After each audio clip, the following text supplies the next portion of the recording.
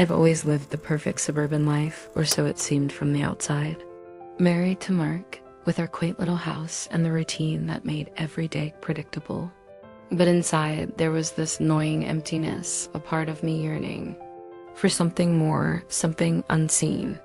That morning, as I sipped my coffee alone, I decided to visit the community pool, seeking solace in the water. Little did I know, the sunlit path I walked would lead me to a moment that would change everything. There by the poolside, I met him, a young man with an allure I couldn't ignore. Our eyes locked, and in that instant, a spark ignited, one that promised to either reignite my life or burn it down.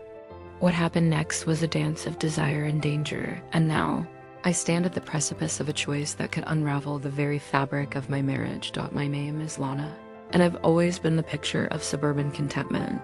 At 44, I'm married to Mark, a kind-hearted man who works as an accountant. We live in a cozy house with a white picket fence, the kind you see in old movies. Our life together is predictable, filled with routine dinners, weekend barbecues, and the occasional movie night. But beneath this veneer of normalcy, there's a part of me that feels unseen. Unfulfilled. This morning, as I sip my coffee, the house is unusually quiet. Mark is at his golf game, a weekly ritual that leaves me with a few hours to myself. I decide to visit the local community pool, a place where I often go to swim laps and clear my mind. Today, however, something different is about to unfold. Sun is bright, casting long shadows on the pavement as I make my way to the pool. The air is warm, carrying the scent of chlorine and sunblock. As I approach, I notice a young man, perhaps in his mid-20s, with a striking presence. He's black, tall, and his muscles ripple under his skin as he adjusts his swim cap. Our eyes meet briefly, and there's an electric charge in the air, a silent acknowledgement of something unspoken. I feel a flutter in my chest, a sensation I haven't experienced in years.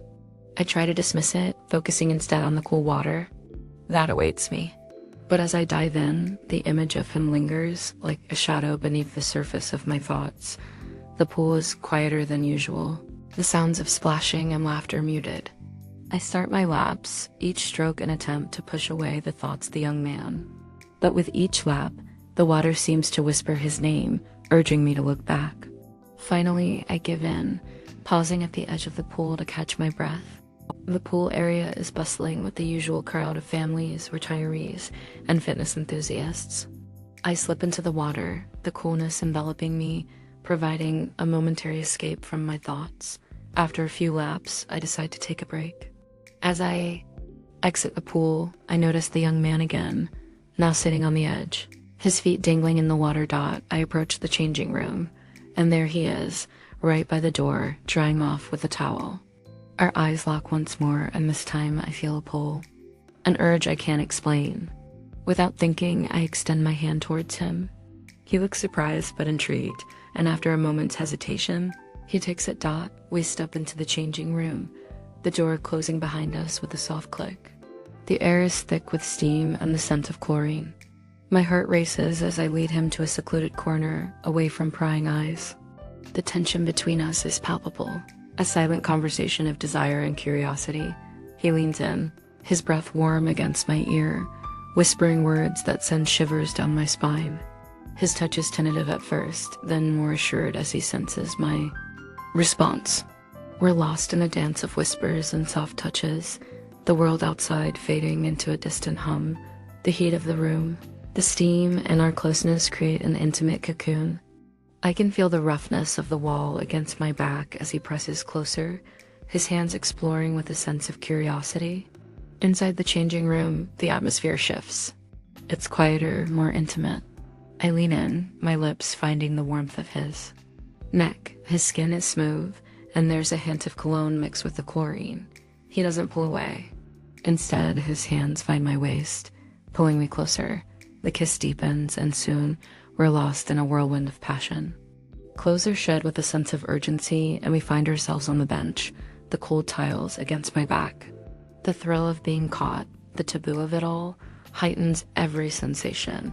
This isn't just a fleeting moment, it's a revelation. I've never felt this alive, this wanted. As we move together, I realize I'm cheating on Mark, that the guilt is overshadowed by the intensity of the moment. His touch sends waves of pleasure through me, each one a reminder of what I've been missing. His breath is hot against my ear as he whispers, "You're incredible." The words send a shiver down my spine, amplifying the rush of adrenaline. Our bodies move in sync, a dance of desire that feels both forbidden and freeing. The steam from the showers adds to the haze of our intimacy, creating a private world where only we exist. His hands explore, finding places that ignite fires I didn't know were smoldering. Every touch, every kiss feels like a discovery, a secret, shared between us. As the moments pass, the reality of what we're doing begins to seep in. I'm cheating on Mark, my husband, a man who has given me a stable, predictable life. But here, in this stolen moment, I feel more alive than I have in years. The question lingers in the back of my mind as we continue. Will this be a one-time mistake, or the beginning of something more? The thrill of the unknown, the possibility of change, it's intoxicating. But with each heartbeat, the weight of my choices grows heavier. We slow down, our breaths heavy, our bodies still entwined. He looks at me with eyes full of questions, perhaps mirroring my own. There's a connection here, something raw and real. Afterwards, we dress in silence, the air charged with what just transpired. He gives me a small, knowing smile before leaving the changing room. I'm left alone, my mind racing.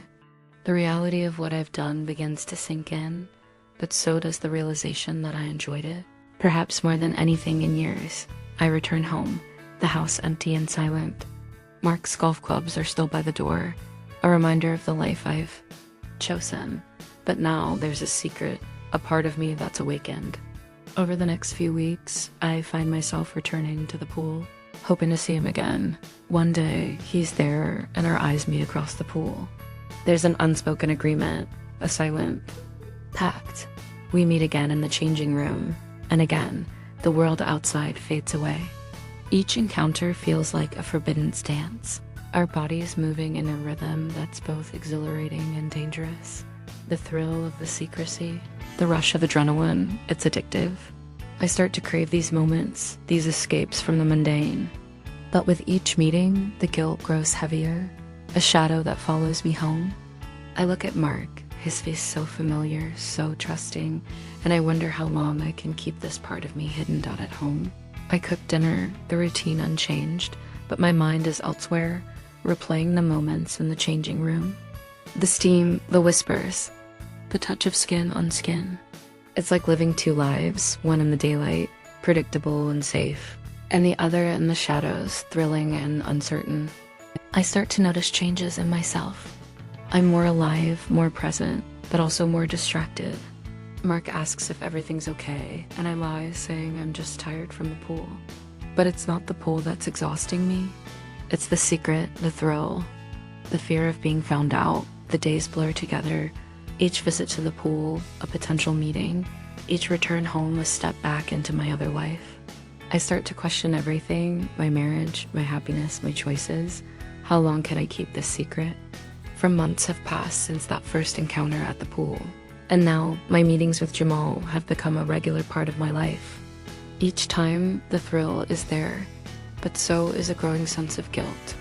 Mark remains oblivious, his love for me unwavering, which only deepens my internal conflict. One evening, after another clandestine meeting, I return home to find Mark waiting for me. His face is etched with concern, and as I step inside, he holds up a receipt from the pool, one I must have carelessly left in my purse. His voice is tinged with suspicion as he asks, "Lana, why are you going to the pool so often?" What's going on? I feel my heart sink. The truth could destroy us, but the lie is eating away at me. I take a deep breath, my mind racing for the right words. "Mark," I start, my voice barely above a whisper. "I've been going to the pool to clear my head, but there's more to it." He looks at me, his eyes searching mine for the truth. "What do you mean, more?" I sit down, feeling the weight of my confession pressing down on me. "I've met someone, Mark. His name is Jamal. We've been spending time together." Mark's face goes pale, his expression a mix of shock and hurt. "Spending time? What does that mean, Lena?" I swallow hard, the words tasting like betrayal. It means we've been intimate, Mark. I didn't plan for this to happen, but it did. And I've been struggling with it because I love you, but I felt so unseen, so unfulfilled. The room falls silent, the air thick with tension. Mark sits down, his hands trembling slightly as he processes my words. Why didn't you talk to me? Lana, why didn't you tell me you felt this way? Tears well up in my eyes. I was scared, Mark, scared of losing what we have, scared of facing the truth. But I can't keep this from you anymore. It's not fair to you, and it's tearing me apart. I sit Mark down, my heart pounding like a drum in my chest. I tell him about the pool, about the need for something more in my life, but I omit the details of my infidelity. He listens, his face a mask of confusion and hurt, the lines around his eyes deepening with each word I speak. In the days that follow, we talk more than we ever have. Mark suggests therapy, a chance to rebuild what's been broken. I agree, knowing I must confront my desires and the consequences of my actions. It's not just about us.